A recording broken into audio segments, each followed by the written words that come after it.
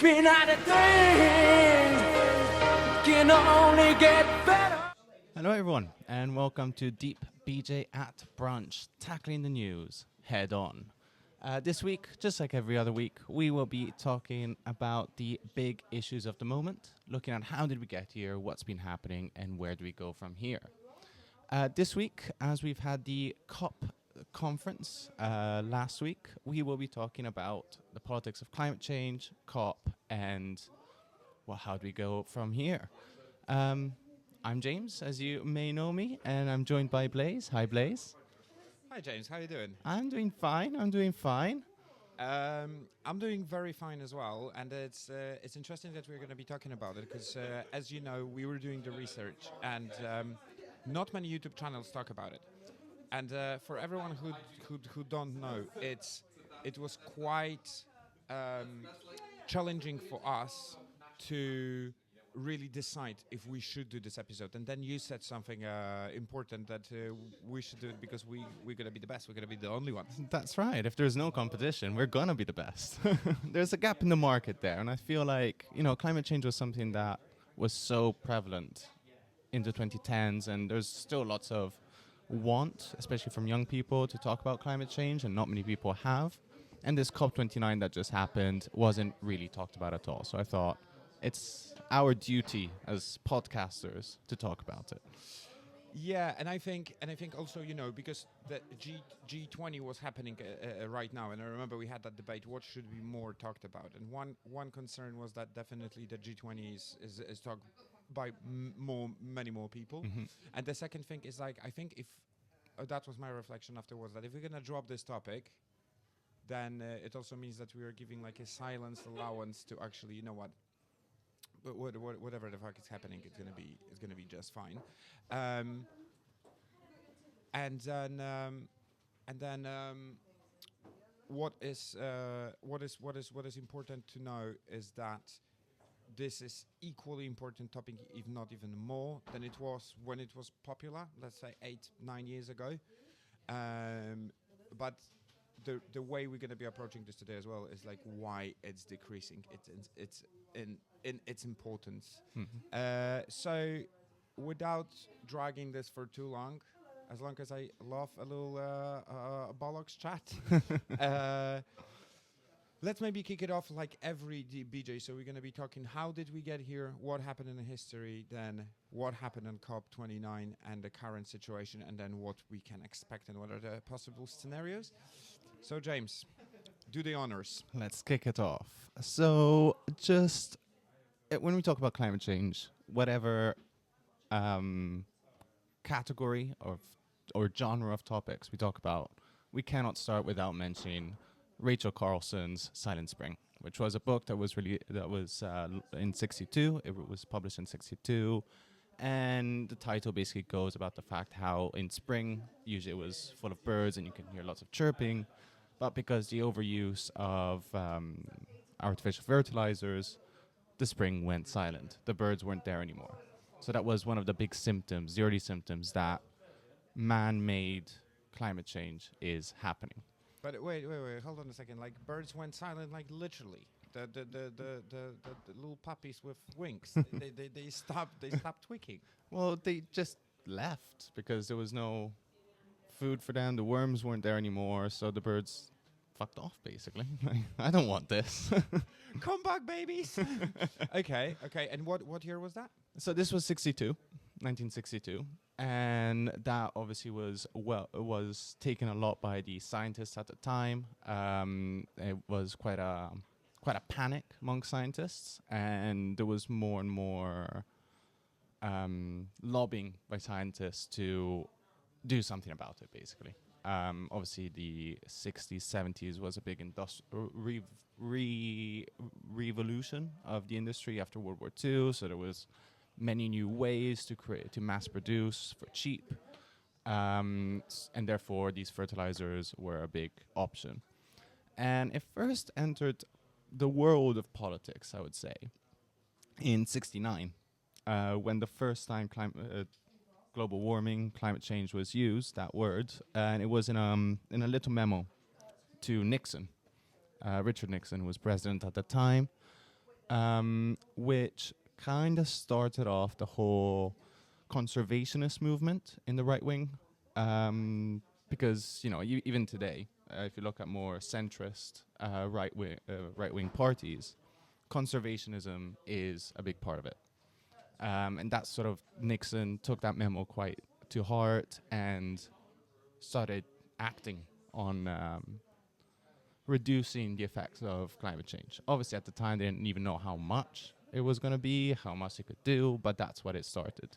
But I also wanted to say that knowing from the data we have nowadays, look that they were already putting this memo out there because it's not comfortable. That's also going to be talked about it. It's not a comfortable topic for anyone, right? Mhm. Especially the politicians. But they already thought that there's a serious situation back then. And knowing what we know right now, we know that back in the day, in 1969, as you said, compared to what it is right now, it was nothing. Yeah. Like, Yeah. this is crazy. No, it is. It was absolutely nothing. I mean, obviously, the effects were still there because if you think about when humanity started polluting, it was during the Industrial Revolution of the 1800s. So we still did it. We just didn't know about it. Yeah, but the the advance and the amount of pollution and the population growth since 1969 is just like they're not unproportionally high. You know what I mean? Yeah. It's crazy. And that's why kind of for a decade after that, obviously the 70s had quite a lot of popularity and movements starting for climate change. Also because, we start looking now at nuclear industries building. And of course we had Chernobyl, which had massive effects on the environment. Even though not necessarily climate change, how we know it today, but seeing how Chernobyl had an effect on that region, on the environment, on nature, kind of woke people up to conservationism and protection of nature. And it's also, I just want to say that, for instance, right now we are coming back with, the public debate coming back about the nuclear energy. Mm-hmm.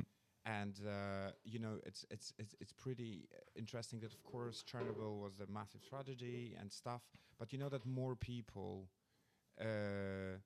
have died due to evacuations and everything that actually from the radiation. Of course, it's hard to count because how do you know how many few generations after people still might be affected by that? But what I'm saying is that incident turned the public opinion completely from the nuclear energy. And right now, looking back in time, because it was 1985, I believe. Mm-hmm. If that wouldn't happen and everyone would be investing in nuclear energy, right now we would be in way better position. Because if you know, because if you're studying this, actually the nuclear power plants, the faultiness of them is minor. Yeah. And it's making everyone independent. Yeah, and just to clarify, nuclear energy is clean energy. It doesn't pollute as much. It's only when you have those big incidents then that, Which are not happening. which don't even happen. If it's not fucking Russia Federation. Exactly. But then, we fast forward a little bit, just for time's sake, and we have in 95 the first United Nations Framework Convention for Climate Change, UNFCCC for short, which is very catchy, right? UNFCCC. Okay, I have another organization I'm going to be talking about later on, which also has CCC. The CCC. They're all called CCT. There is something about it. Well, as it wasn't as catchy, they changed the name to COP. Oh, so that's the COP we know, right? That's the COP we all know about. And that's we have that riddle sorted. Well done. Thank you. So that started in 1995 in Berlin, and that's when it was a big meeting of world leaders created by the UN, so most of the world leaders that met for 2 years. And in 1997 in Kyoto, that was the first time they created a big legislative commitment to reducing the effects of greenhouse gases. In 1997, then Kyoto was the big first document that was released. That was a big commitment, which of course inspired Al Gore, vice president to Bill Clinton, who in 2000 ran for president, leading on climate change. Like that was his big policy in the 2000s, which bit controversial here. If you ran a campaign on something, I'm leaving for this moment. okay, if you lead a campaign on something, if you oppose it, you're going to double down on opposition. So if a Democrat says climate change is just what I want to do, that's my main point of my campaign, the Republicans then will say, oh, well, no, climate change is not real, it's not a priority, we don't care about climate change, which is a massive U-turn if you think about Nixon being the first person, probably one of the big Republicans, to lead the conservationist movement. And then we have, Al Gore leading on that against Bush, and Bush did not care about climate change. So that's the shift that we had on the right-wing movement from being conservationist to climate change doesn't exist. But that was the seed of it. Obviously, Bush wasn't saying it doesn't exist, but the seed of that ideology was born from Al Gore campaigning on that and losing. However, in 2004, he creates a documentary that was quite famous at the time, An Inconvenient Truth, which I did not know that not only won an Oscar, not only won a Nobel Prize, but also won a Grammy. Wait, a documentary won a Grammy? Yes, it was for Best Spoken Word Album. And I respect that. It's like it's like Bob Dylan, yeah, the winning a few years ago, isn't it? Yeah, exactly. Yeah, no, I mean, I feel like it's one of those, like everyone wants to have EGOT, the Emmy, Grammy, Oscar, and everything. No, go for it. I never heard about it, but it's it's I love these moments when science is mixing with pop culture. I know, I love it too. I love it too. Everyone's benefiting. So Al Gore, Emmy award, Grammy awarding politician. So that was in 2007, and that's when we start to see a big movement from young people, especially, for climate change in the 2010s. And I think you've got a little something about it, Blaze. Yeah, so the 2010s were definitely that was definitely the decade when it all started, and then you can definitely see that change in people's minds at the beginning of this decade, which was in 2013. They did a massive examination on a lot of people. I think there was over 100,000 people who were taken on this survey. It took over 20 years. And basically, it has been run by a NOWS organization, which is a Yale program on climate change communication. It's YPCCC. And then basically what they were doing, they they were focusing on US, which is fair enough, but I just want to say this as well, that this is a conversation which you have only on the first world radio station, because no one else is like the majority of the Africa and majority of Asia. They're not even thinking about those problems because they have problems how we're going to survive to the next day. And I'm not dramatizing. I'm talking about actual working class. I'm talking about a lot of people in the Middle East, and we were sitting in our bubble in Europe and US, which actually compared to all these nations is a fraction of the population. Mm-hmm. But still, so they did it in America, and they divided it in 6 Americas. So 6 Americas are defining 6 different groups of people who are reacting to the climate change with different thoughts, in a sense. And that's what the most important, because the most important is not really what politicians going to do and say, because that's all really depending on what public will say. That's why it's more of a call to the listeners rather than to politicians, I would say. And they did 6 Americas about how people are sensitive to it. So the 6 Americas are basically like 6 profiles of people. Gotcha. Okay. Thank you for speaking proper English on this podcast.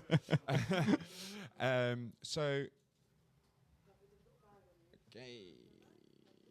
And we're dead. No. We're not. Okay. Does that mean 15? No. Yeah. Okay. No, but I'm gonna see it. Okay. I'm not even cutting now. Okay. But basically, 6 Americas. So you have 6 different profiles, as you just said, and you have alarmed. Okay, alarmed are people who are aware that this is a serious concern. They're seriously concerned about it. They're voting. That's a big part when they are coming to vote. I'm not talking about. There is no extreme in this group, so I'm not talking about extremists, about the Green Party, about people who are tying themselves to trees. Yep. Shout out to you guys, but it's. I would do the The same. tree huggers.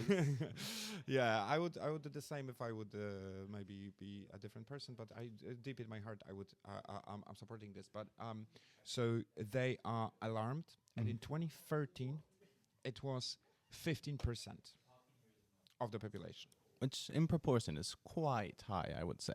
Yeah, but right now, in 2023, it was 28%.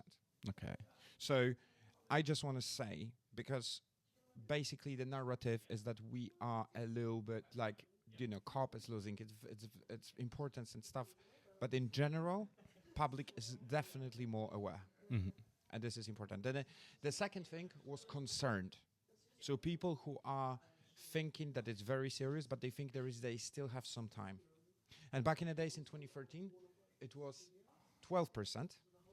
Right now it's 29, which is, quite it's massive jump. And what is funnily enough, those big jumps, the biggest part of this jump happened over last 3 years. And they did it over 10 years. So you can see that it needs time, because it's a bit against the logic, right? Because the conversation about the climate change intensified, and then when it came to COVID, it kind of been put under the carpet. But you would say that from the COVID time, it actually raised the awareness. You mentioned COVID time, because I do believe that COVID did have an impact on the big consciousness of people. And not only because we're all locked in and everything, but because it was actual proof that if we stopped, the world stopped for even just a few months, like, you can already see the positive effects on the environment. I mean, you have those examples of dolphins who coming back to Venice and all this crazy shit. People are, start talking to animals. Yeah. No, I know. The dolphins in Venice was, just the example I was going to bring up. And it was only 2-3 months in. So that was part of the awakening, that, the increase of concern proportionally of, oh shit, things are bad. Look how much things change. Yeah. It's So basically coming back to the statistic, right? So we have 2 positive changes when people who were extremely cautious and with people who were aware but not as stressed as the first group, that raised. But something which worries me is the third group, and we're calling them cautious. Yeah, because the first 2 were alarmed and concerned. Cautious are people who are trying to find out if this is the truth. They are not sure if this is human caused, and all of that kind of thing. And they, from 2013, being 26%, they decreased to 15%. okay. And they were either into being super concerned, or they voted for. They went to, they start believing in misinformation and conspiracy theories and all of that thing. And that's what worries me a little bit, because a big part of them, it's estimated that a big part of them, they went quite careless about the environment. And this is the bad effect of the fact that became popular, and suddenly everyone started talking about it, while at least half of it wasn't true, unchecked source and stuff. So it's a bit like a gossip, that you drank 1 beer on a party, but actually if it's going to be repeated by 20 people, you're already smashed on the corner of a street and without a tooth. And this is basically what happened with that topic a little bit. Then I'm going to be jumping a little bit more, but then we have a problem is why COP, from being in 2016 a big thing, to COP29 right now, when it's not really taken seriously and no one is talking about it. It's also because of the current situation we have right now. So we have a war, we have a bad economic crisis, COVID recovery. exactly the COVID recovery, and you know, right now, election in US, quite controversial, the immigration issues, and this is the thing where we are really having to either talk about it more or completely change the approach to it. What do you think about it? Well, I just wanted to go back to the 2010s a bit more, just because the 2010s was a big year when we talk about climate change and protesting and the politics of it. Because, as you mentioned, 2016 we had the Paris COP, which was a very big one, because that was the one where everyone agreed. They set the target, basically. It wasn't just a commitment to reduce, it was actually a target. We need to make sure we don't go over 1.5 Celsius, average post-industrial revolution. So that was a big moment, which was 2015. The dates here are important because then 2016, Trump becomes elected, and he campaigns on, we don't care about climate change. Climate change, it might even be a hoax.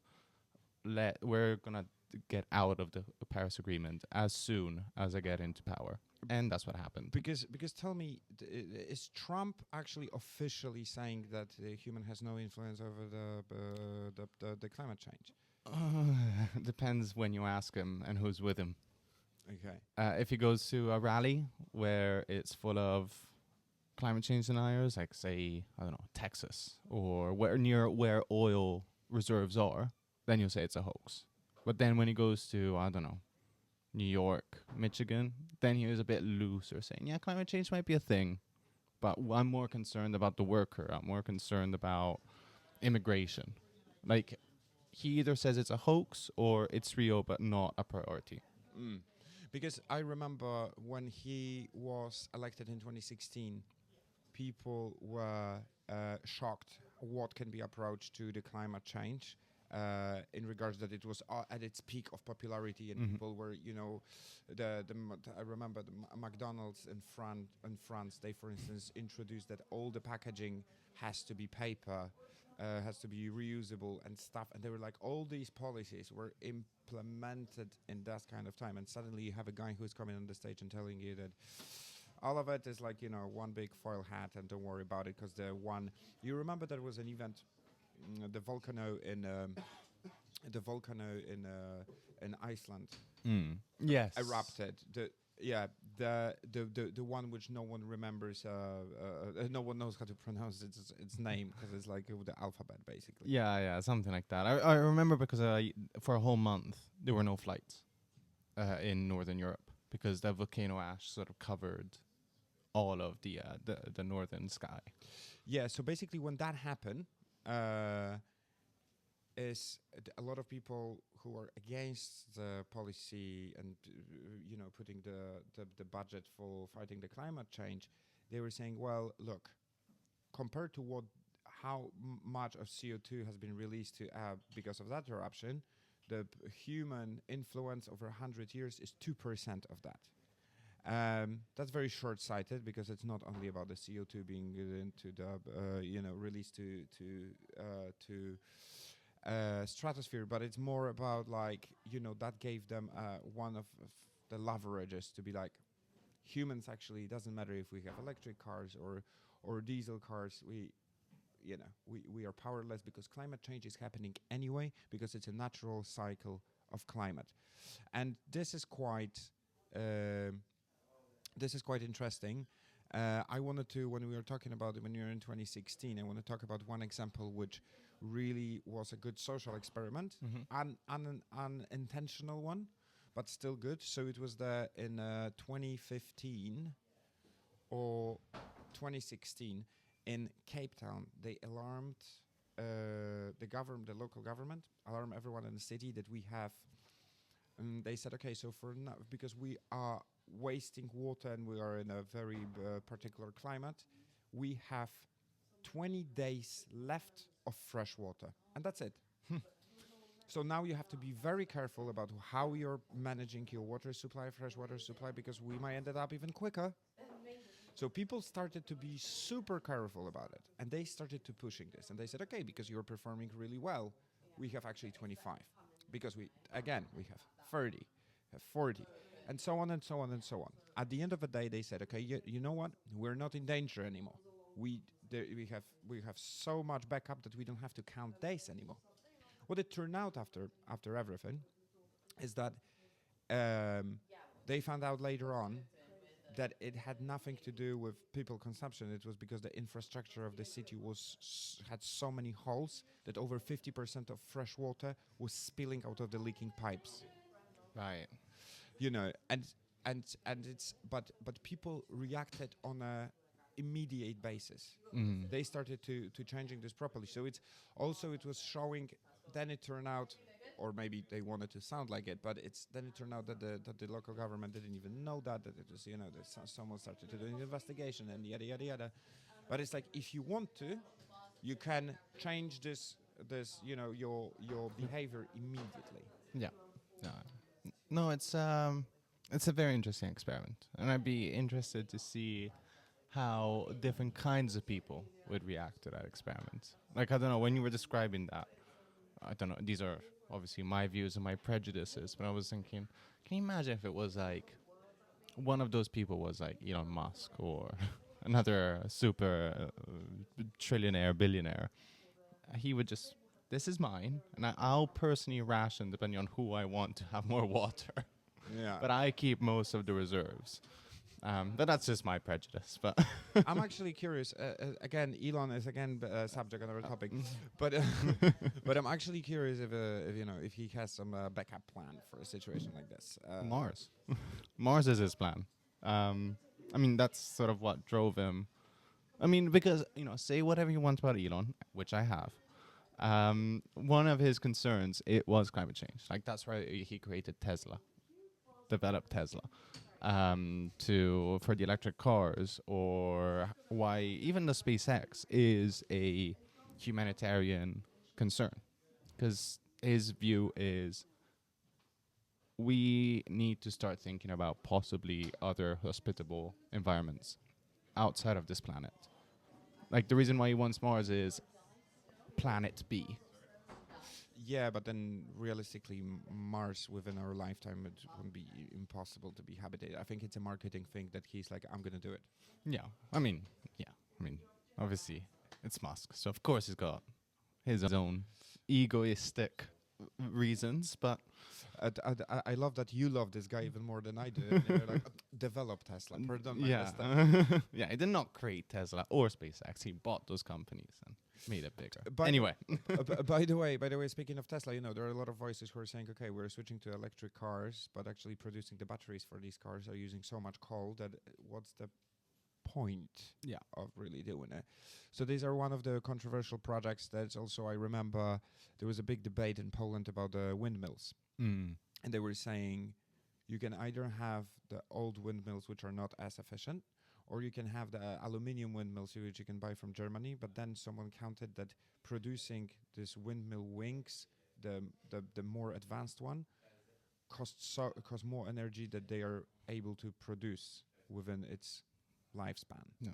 Well, otherwise, if you look at what, for example, Trump has been saying, that windmills cause cancer and kill sharks. So, you know, you've got both arguments, really. Well, and I gotta say, I believe in it because I watched Sharknado, and it all makes sense. Of course, he saw Sharknado. That makes sense. That makes so much sense. You know, windmills are creating the tornadoes, and then the sharks are, you know, it's their natural environment. We finally saw why sharks are getting extinct. Yeah. So shall we talk a little bit right now? What happened?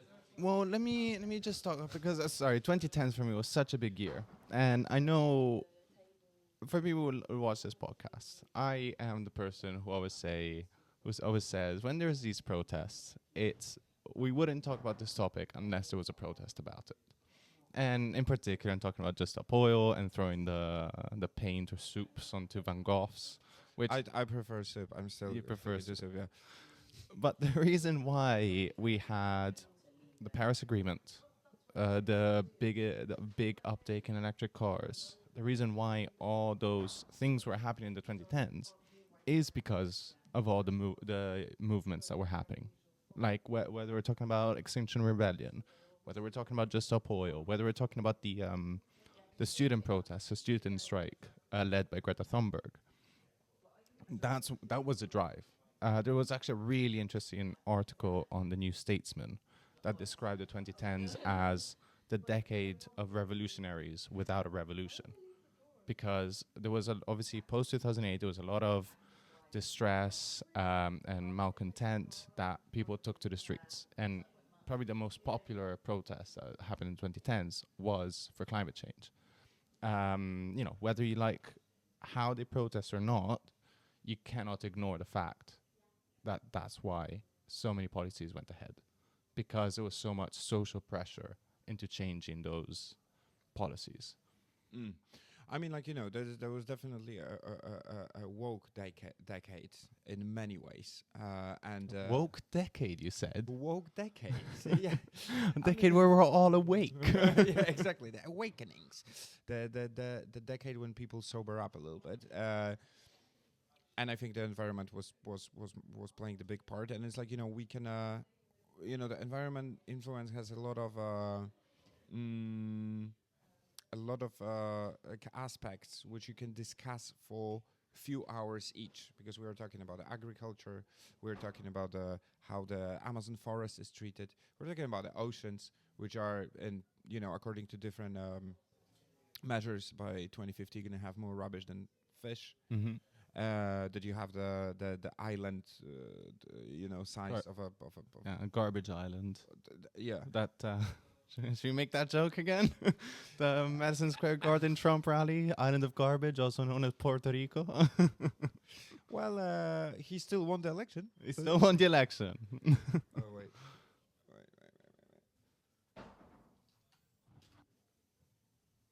Well, yeah, he still won the election with this joke. So Yeah, there you go. But yeah, so what's been happening then? Because obviously we've had a bit of loss of popularity of it. We're still having these COPs that are less and less attended. One of the things that to me was that basically showed this lack of interest was the difference between the 2019 election in the UK and the 2024 one.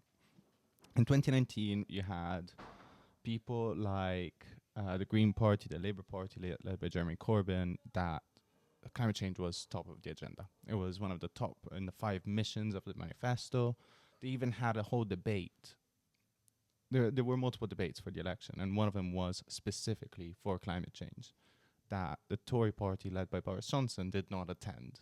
And instead, they still had a little like a pedestal for him, but instead they put a iceberg, like an ice cube that was slowly melting as the debate went on. Fast forward to 2024, not even on the agenda. No one talked about this topic. Not even the Labour Party, or the Green Party was the only one, because it's in their party name. But no one talked about it. Well, I think unfortunately, as I was saying before, it's all because of the mess which is happening right now. And I think it's the same way as before. You're gonna start caring about your comfort and how fancy are your clothes. You're not gonna care about it before you're well fed, before you did what you had to do in in your private time, and before you're safe.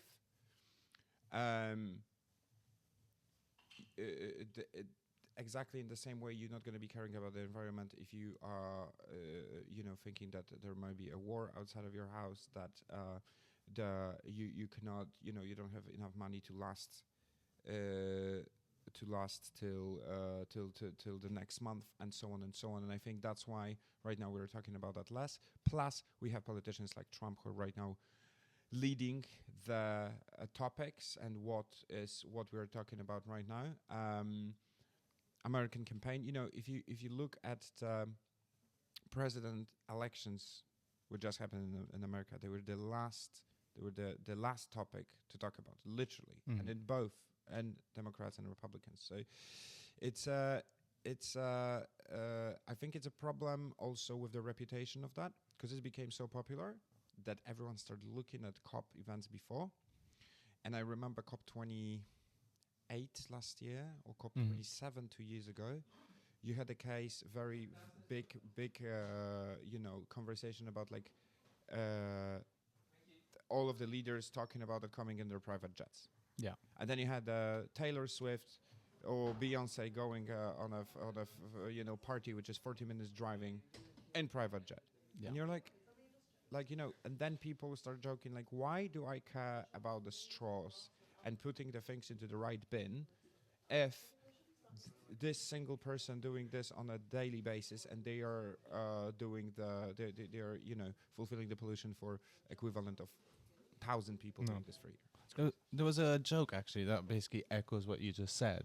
It was a joke that was done like live at the Apollo, but this was back in 2014, 2015, where this guy said, I believe in climate change, but I'm not going to do anything about it. What's the point of me going around with a bag for life if then those big oil producers spill tons and tons of liters into the ocean? What's the point? I mean, it's. I just want to say that COP29 is not a place where actually changing going to be happening. It's a place to it's a tool to give politicians know that they should care about it. I don't believe personally that they're going to go on COP and pull some decisions which are going to be crucial and definite and stuff, simply because there's not even enough legislation and people present there to call such shots. It's more for politicians to know, okay, people are still caring about that, because, for instance, after the COP27, I believe, when they just started the topic about the Amazon forest, then you had a massive court trial from one of the tribes. It was even famous picture of one of the ethnic member of the tribe sitting in a court with all the tattoos and piercings and all of that, which you immediately know that this guy is definitely not living next to Madison Square Garden. And he went on to the court with the president of Brazil against cutting the rainforest, and they stopped him. Later on, Shell pulled their strings and did what they did, and they're cutting this again. But what I'm saying is the topic started at COP. Yeah. I believe the COP is not to make decisions, but to give the spark. What do you? I can see you disagree. No, I disagree. Just because COP should be about the biggest polluters. COP should be about talking to the leaders of countries such as US, China, Japan, UK, France, Germany, about reducing their pollution, because they're the biggest polluters. But what it's becoming now, and this is actually, you know what, I don't give credit much to the Tories, but this time I will say something positive about them. Wow, something positive? I know, right? Tories? I know, right? It's weird. So they were the they introduced the first bill in the world that said net zero by 2030, now extended to 2050. COP26, which was in Glasgow, led by Boris Johnson. He, now, obviously controversial because he was doing this to hide his own personal problems in Westminster, but he kind of led the way to talk to developing countries to develop green. So instead of giving oil or encouraging them to use carbon, they said develop, but develop with solar panels, windmills, water, nuclear, all of those tools to create energy rather than rely on oil. And that is, as I've been reading the last few COPs, which have been in Dubai, Sharm el Sheikh, and now Azerbaijan, which are big oil production countries.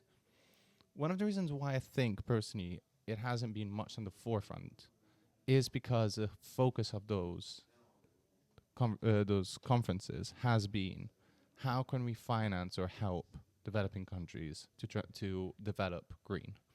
And okay, it's a lot about money, so that's why people are not going anymore. commitments is great, but when the bank account comes out, the check comes out, no one wants to sign it. But that's why I think COP is still a very important tool. Right, but do you believe that during the COP sitting, they can say, we're stopping oil. It's by the end of this year, Shell has to switch to producing, flowers. If people show up for it, maybe.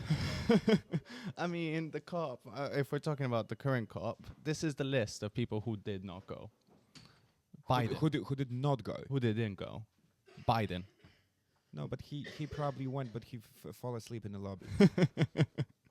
Oh, John Kerry was there, who was former foreign secretary and climate envoy now, but still, Biden wasn't there. Oh, you see, but I just want to point out that this shows painfully how not important is that for politicians. Yeah. They're just like, oh, I'm going to send my assistant. Lula. Lula didn't go. President of Brazil, who is very left-wing, very pro-environment, very pro-Amazon. He didn't show up either. Did Putin go? No, Putin didn't go either. But I don't think he's invited anymore to these parties. I mean, like I think he's still pulling the plug who gets the gas in Europe anyway. So no. Just to continue a list, Ursula von der Leyen, President of the European Commission, she didn't go. Macron, President of France, he didn't go. Scholz, President of Germany, the Chancellor of Germany, he didn't go. King Charles, he's a big environmentalist. Like, one of the reasons why I don't mind Prince Charles as a monarch is because he's got opinions. And one of them is he's always led the environment cause. I just want to say that, on one hand, he has this vegan Thursdays. Yes. But on the other hand, he's still supporting the pigeon race and the hats of these. But okay, it's me being vegan here. So I'll stop right now. And just to finish the list, Trudeau, Prime Minister of Canada, didn't go. Modi, President of India, didn't go. Xi Jinping, is it President of China? Is he a president? Anyway, leader of China. He's the boss. He's the boss. He's the big boss. And Anthony Albanese, Prime Minister of Australia. He didn't go either. And all of these, those are the big polluters. Well, you see, like they're neglecting this, but that's also showing like what is happening there behind the closed doors. Like they have to be talking about fucking nothing. Yeah. And maybe it's also because these are probably the richest countries who had to bring out the biggest checks. That might be another reason. Okay, so now since you name and shame everyone who didn't show up, and I love us for it. Yeah, that we're not held back, or at least we're trying not to. Let's talk about a little bit what is ahead of us. So the last part, a little summary, what we can expect. It's a bit of a wishy-washy because you don't know, but judging that we're the best experts in the industry. Exactly. No, we can. What we're doing is an informed prediction. It's not a seance. It's seeing how it is at the moment, looking at the future. Yeah. No, I mean, like that's exactly how it's going to be. No, so I just want to start it off with a little, I think, quite relevant examination, which has been done by another organization, which is called University California Davis, and they did a test where they simulated 100,000 different models about the possible future policy. And basically what they are saying, it's you remember how you were saying at the beginning that our goal is to not exceed 1.5 raise of a temperature between the Industrial Revolution and end of this century. Mm-hmm. Well, in all the models, the temperature rise was from at least 1.8 to as much as 3 degrees on top. Wow. But most of the vast majority of those scenarios, so the biggest chance is that it's going to be somewhere in between 2.5 and 3. So it's going to be exceeding way, way, way more than what we would like it to be. And it's going to get hot, folks. it's gonna get hot because it's not hot 3 degrees more. It has way bigger repercussions. I don't think we should be discussing that in more detail because we're not qualified to do it. But speaking about the political approach, that definitely has to be changed. And in my opinion, the narrative cannot be done in a way that, oh, there is no chances for keeping it within 1.5, so there is no point of improving this anymore. Of course, all these checks they did, they are also taking into consideration public and political solutions, the social perceptions, and how the actually economy will cooperate with the politicians. So how people will approach it, how it's going to be presented. And I would like to here switch to a little bit, is it possible to still make it important topic having new president of United States in power as it is now? Yes, well, because the person in everyone's mind during the COP29 was about a person that wasn't even there. And we're not talking about the list we just mentioned. We're talking about the incoming president of the US, which is Donald Trump, who last time he became president, first thing he did, come out of the Paris Accord. So not committing to that 1.5. And throughout the campaign this year in 2024, he did say, I'm going to get out of all the international agreements for climate change. I want to, my focus is creating jobs for America and America first, not world first. So, of course, the U.S. is one of the major polluters. The U.S. is meant to be the leader in these movements, which, Biden and John Kerry, who was the climate envoy, were sort of big players in this. John Kerry more than Biden, but still. So is the world going to get better? I'm not sure. The fact that all the world leaders were talking about Trump, who isn't even in the room, he's not even president yet, but being the main focus of their concern, it means we might be in trouble.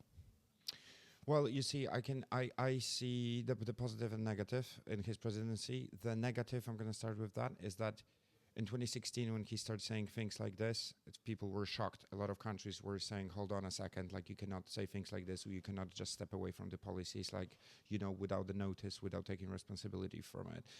Now, because of that event and because of his whole presidency and everything, and the controversy around it, the normality, the benchmark has been moved up, and right now the reactions are not as feisty as they've been before.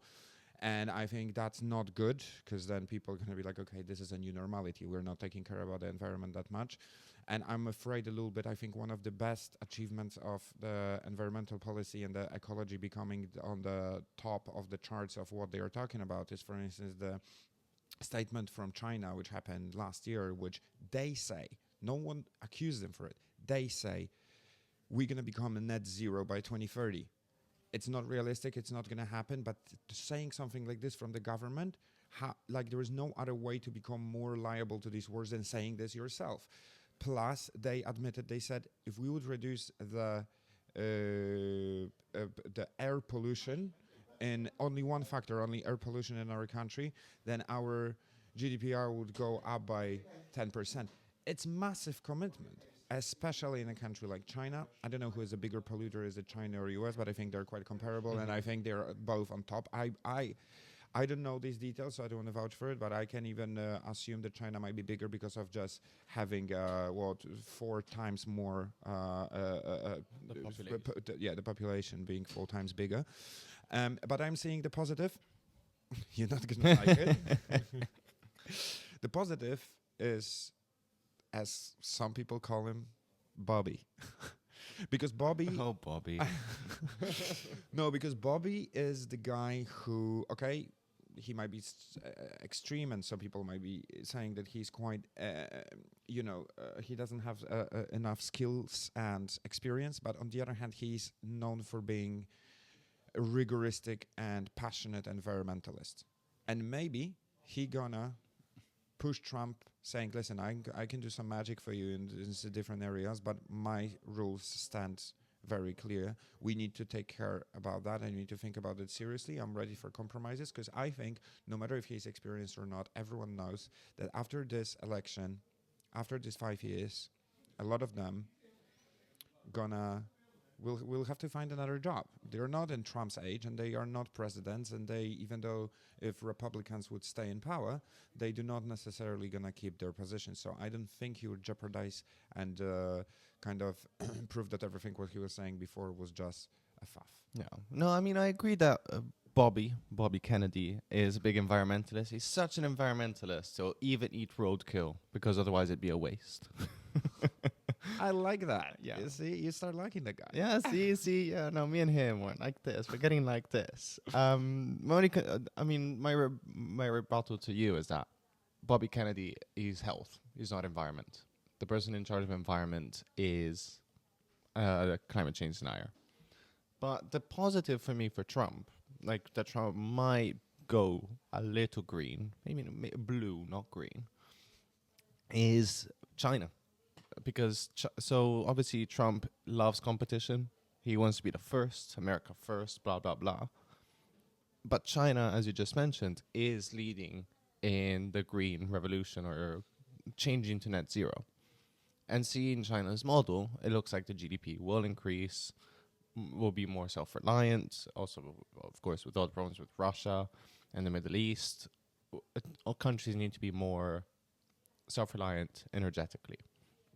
So looking at China and competing with China, Trump might say, "Oh, you might be good with green. We'll be better than you."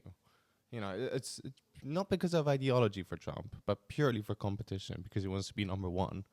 He might go green to beat China, because China is enemy number one. I mean, he's buddies with Putin, so China is what he's competing against. Yeah, I agree. And to be honest, I don't care if he's doing this because of ideology. Because if I would measure Trump by ideology, I would right now would start digging the cave to spend next 5 years in. It's big Pandora's box. Yeah, I mean, like it's more about, like, you know, if that's gonna make it work, that's gonna make it work. No matter what's the reason.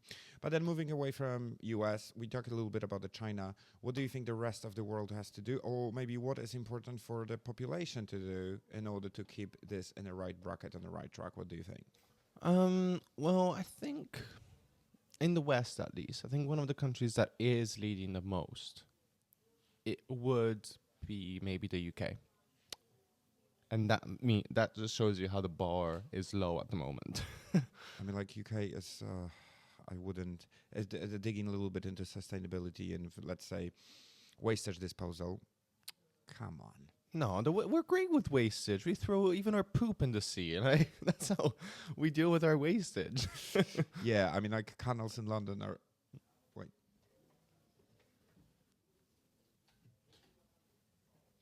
Well, canals in London are equally almost as dirty as the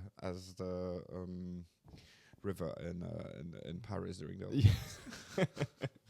Yes, no, that is true. No, but I mean, if you look at, for example, the UK was the first country to have a net zero by 2030. Then it got extended to 2050. But that was the first country that put it into law, that commitment. Now with Keir Starmer, there's this whole mission for the Great British Energy, which is meant to be an investment into green energy providers and, you know, sort of decarbonize, even though the licenses for coal and fracking have been, you know, that the Tories put in place. They're still committed to that, so, you know, whatever. But there is this sort of change in consciousness that, you know, the fact that there is a big green mission that is in the top 5 missions of this Keir Starmer's Labour government. But yeah, I mean, that's sort of the only light that I see, and it's not a bright light. It's you know, it's just a spark. It's a little spark. Okay, well, I would say from my end, I wouldn't agree that UK is leading, because I think France has better standards than UK, and again, I'm not an expert. I'm not gonna go every country, because maybe, you know, Slovenia has better, and I don't know about it. What I would just say is that, again, now I'm going to be lecturing the nation. Go on. The speech, the great speech. Yeah, so what I wanted to say is that there are two kinds of law and on sustainability. Two kinds of movement on sustainability. One is our personal choices. So go, bring your own bag to the shop. Go to the shop which is plastic free. Go to the store which is not packaging single items in a plastic, etc., etc. But then another thing, don't underestimate the importance of the problem, and when you vote, pay attention which party is actually treating this seriously, because again, I'm going to refer to France right now.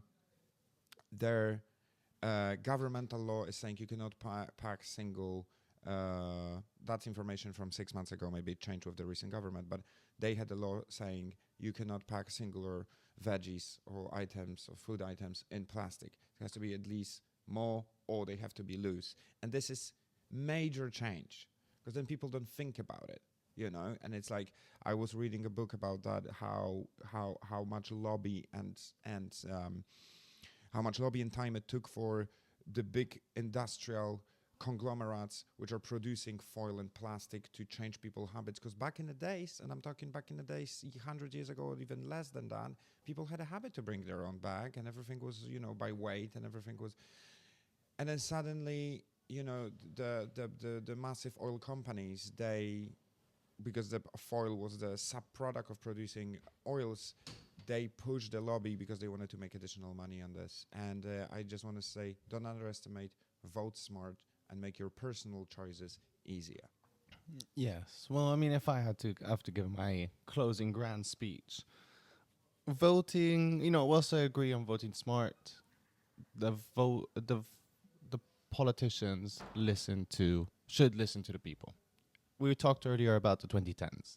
The 2010s was that period where the most policies came in, most green policies, and it was because people were loud about green. So what I would say is continue to be loud. You know, maybe don't throw soup at Van Goghs because people get upset and now it's illegal. And it's also winter season, better eat that soup and stay healthy. Yes, stay healthy, eat soup. Throw it at less paintings, but do, you know, make voices be heard. Push the politicians, write to your councillor, MP, to push the green agenda, because the politicians don't have any interest in it, because they're interested in staying in power for the next 4 to 8 years. The climate crisis is long term. So, and for politicians, it's expensive. So if the people make their voices heard, making sure that the politicians know that that's the people's priority, then they will listen. So take to the streets if you must, but make sure that people know that that's priority number one. Because, not to quote Greta Thunberg, there is no planet B, even though Elon Musk claims that there is. It's funny that Greta Thunberg saying such a big phrases, and because of her political career, she didn't have time to finish her school. She was just born genius. Born a genius. I heard conspiracy theory that she's just a